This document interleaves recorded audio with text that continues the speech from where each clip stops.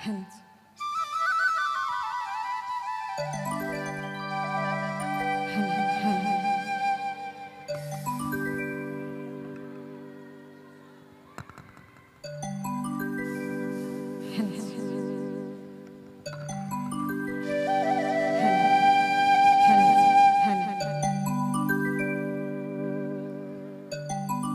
वन दुर्गा माँ का पावन चरणों में, पावन धरती में आए हुए तमाम भक्तगणों को, तमाम संगीत प्रेमियों को, उर्मिला महंतों की ओर से तथा हमारे लिटिल स्टार म्यूजिकल ग्रुप की ओर से हार्दिक हार्दिक अभिनंदन और हार्दिक शुभकामनाएं।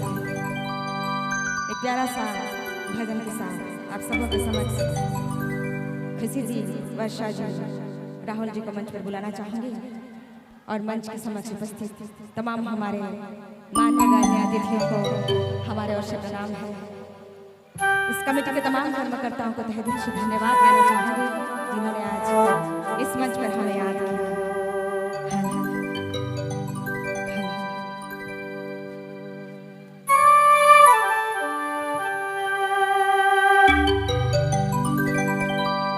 हे दुख भंजन मारुति नंदन सुन लो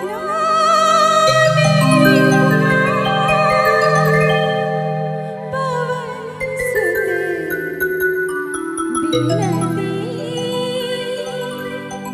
मारो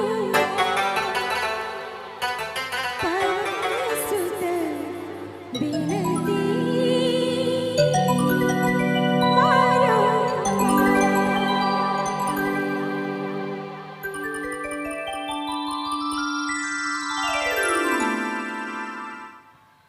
हरदया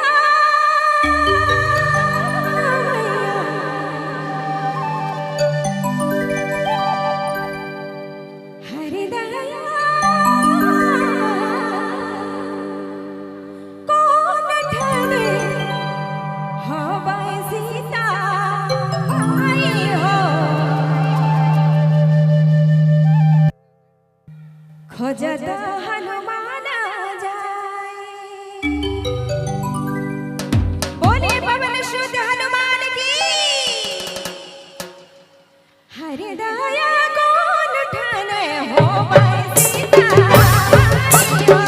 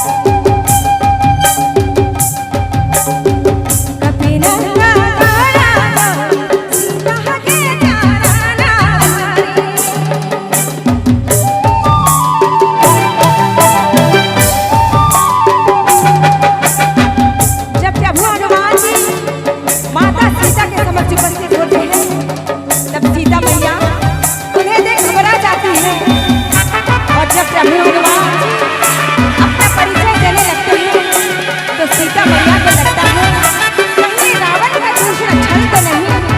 मैया उन्हें धिक्कारने लगती है, कोसने लगती है। तभी प्रभु हनुमान जी अपना परिचय देते हुए कहते हैं क्या,